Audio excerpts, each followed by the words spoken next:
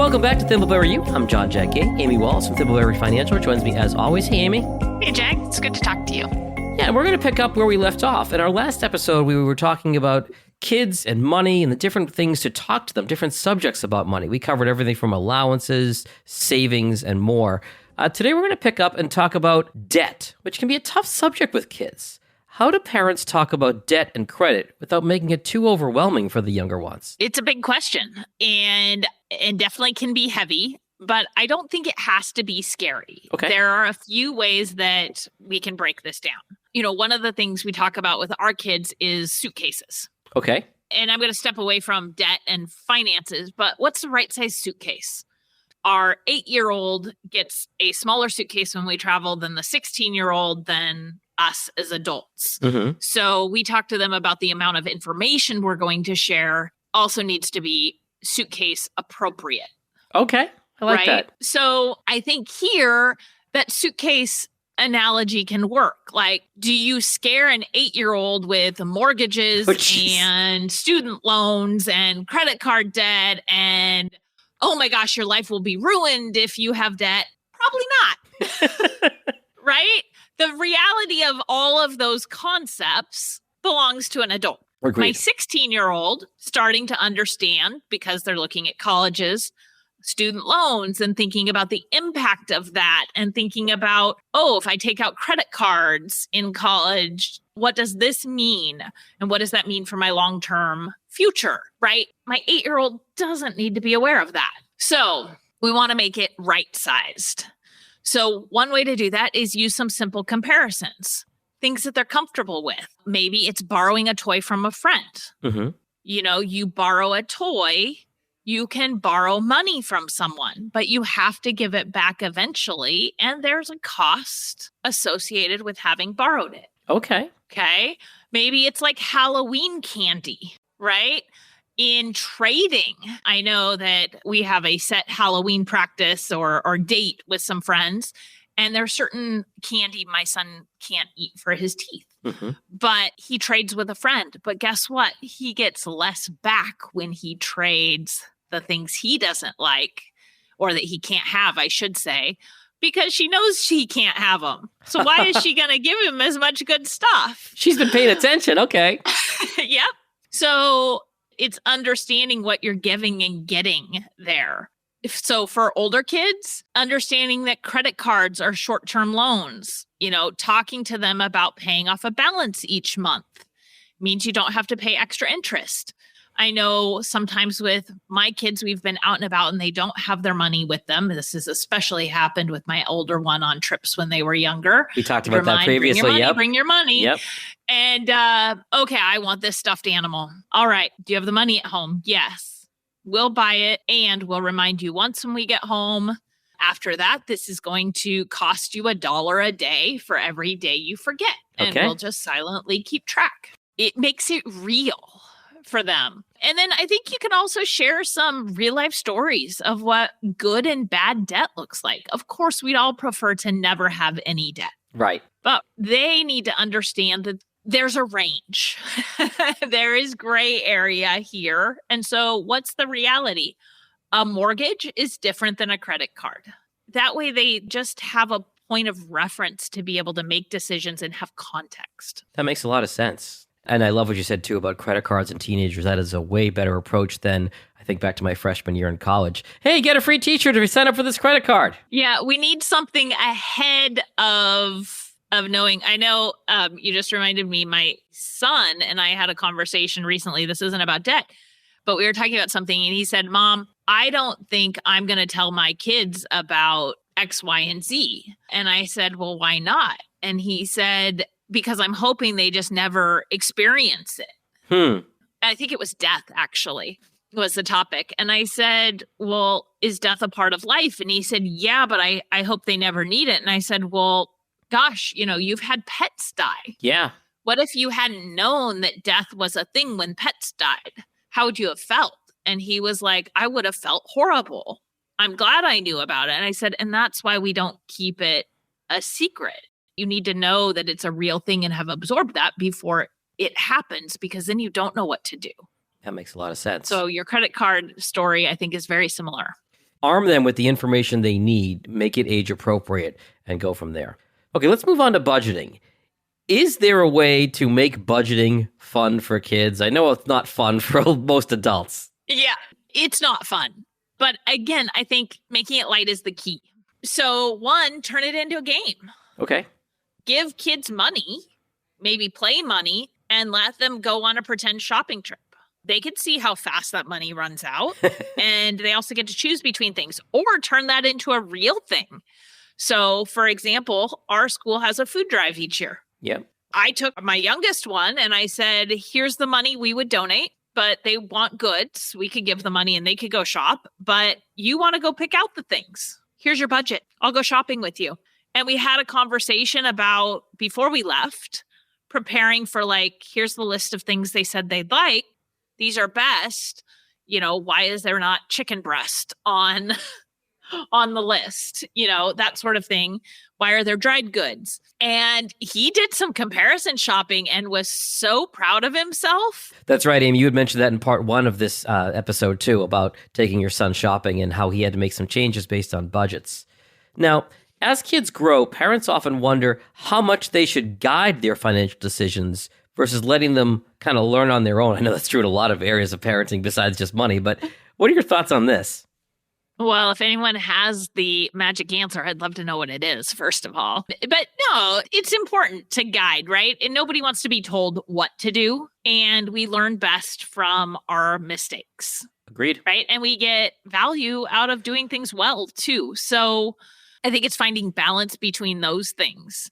So, for example, it's really easy to assume that if my child sets a goal to save for a big Lego set, for example, that they know how to apply their money towards that. If they get allowance or gift money or however that's going to happen. But the reality is that without being shown and having it demonstrated and held accountable to reaching a goal, they don't actually know how to do it. Okay. We think it's really easy because we've done it a lot. And so it should come second nature. It's like planning out a school project. They don't initially know how to allocate their time. They don't initially know how to allocate their money. So picking something small, not the $200 Lego set to start, and working their way up into things that are bigger and that take longer is a great way to do that. I think letting them make mistakes and making it right-sized, whether that is, I found out my kids taking money in their backpack to school on a regular basis. Well, are they taking $5 that they might lose, or are they taking the Christmas gift from grandma of $100? Oops. Yeah, that they lose. Like, how do we moderate that? Them living with the pain of losing $5, you know, a 6-year-old, an 8-year-old, that's realistic. And a lot less expensive than losing 100. Absolutely. So another option might be, and I think of my teenager here and craft supplies, specifically yarn, as a crocheter. Sometimes the bank account gets a little low and they want to buy something.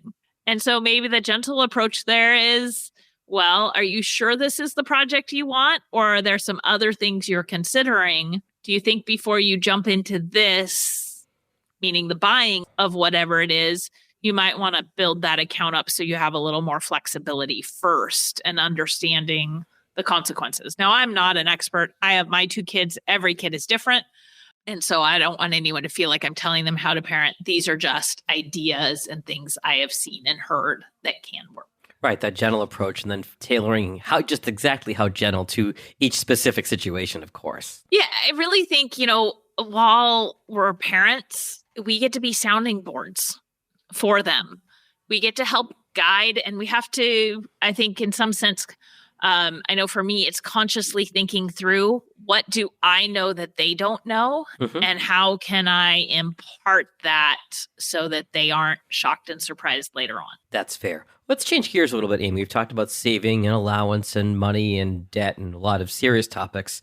But on the flip side of it, what about teaching kids to be generous with their money? I've got to imagine there's a little bit of a fine line there. Yeah, I agree with you. I think this is a really important question. So some things that can work could be talking about how giving is part of being responsible with money, if that's one of your values, and encouraging them to save for a goal and choose a charity to donate that to.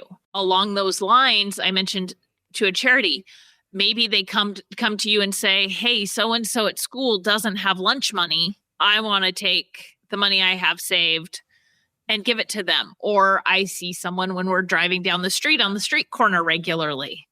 They always have a sign saying they need money. I want to give my money there. It's having those conversations about where is the right place and how do you support what's most important to you, and allowing them to think through that. With giving, many employers have giving programs where the employer will match an employee's donations to a charity, whether that's in time, donations of time or money. True. And so I think a great thing to do, just like savings, we can do that on a 401k and mimic that for a child. We can do the same thing when they're giving to charity. You've picked something that's important to you. Cool. I'm going to support that. For every dollar you give, I will give $2 or whatever that is. And then along these lines, it's about generosity, not charity, but encouraging kids to buy and make gifts for family members so they understand the joy that comes from the giving. Really having them think through rather than maybe, I just see this thing and I need to get them something. Or that the parents pick it out and say it's from you. Yeah. Giving them a voice, I think, is what's most important here. Sometimes when the time crunch, the holidays comes around, it's tempting to take that easy way out, but you make such a good point there. All right, last question, Amy, comes to investing. When is a good time to start talking to your kids about it, and how do you make it relatable as a parent? Investing can definitely be one of those bigger suitcases, but there are some simple ways to simplify it. Talk to them about companies they know and like. Maybe that's Disney or Apple, and explaining that when people buy stock, they own a small part of the company. For older kids, you can consider using a small amount of money to let them buy a stock. And oftentimes in examples like this, buying a stock makes more sense because they understand the concept of a single company, even though from a diversification standpoint, that's not typically the best place to start. You would be remiss if you did not mention that. Okay, got it. We can't have a dereliction of duty here. Yeah, absolutely. I think a great comparison for investing for kids, it's like planting a tree. Okay, I like that. It's about its growth over time, especially a fruit tree, right? If I plant a pear tree, I'm not going to get pears in the first year. It's going to take a while. And I believe with pears, I'm not 100% certain, but I believe with pears, I need a partner tree. We could swap cherries in, and I know for a fact that's true, for the pollination to occur. So the benefits of having more invested grows, but it's going to take a while to reap the rewards. Mm-hmm. I think here too, the conversation that I typically hear is my kid's interested in investing. I need to support them in investing. I take a step back from that. Okay. Or I do take a step back from that because investing doesn't happen until there's a solid cash reserve, or it really shouldn't. Yes.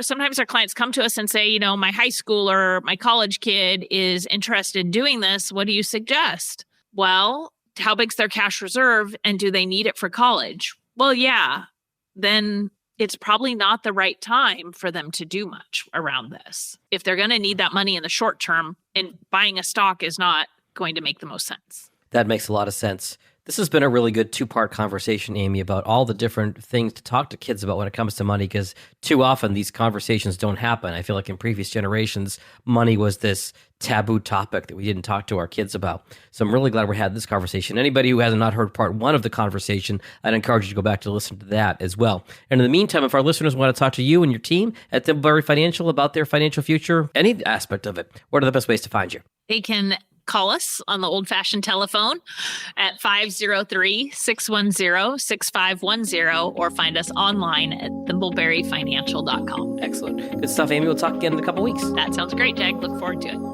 Securities offered through registered representatives of Cambridge Investment Research, Inc., a broker-dealer member FINRA SIPC. Advisory services through Cambridge Investment Research Advisors, Inc., a registered investment advisor. Cambridge and Thimbleberry Financial are not affiliated. Discussions in this show should not be construed as specific recommendations or investment advice. Always consult with your investment professional before making important investment decisions. Securities offered through registered representatives of Cambridge Investment Research, Inc., a broker-dealer member FINRA SIPC. Advisory services through Cambridge Investment Research Advisors, Inc., a registered investment advisor. Cambridge and Thimbleberry Financial are not affiliated.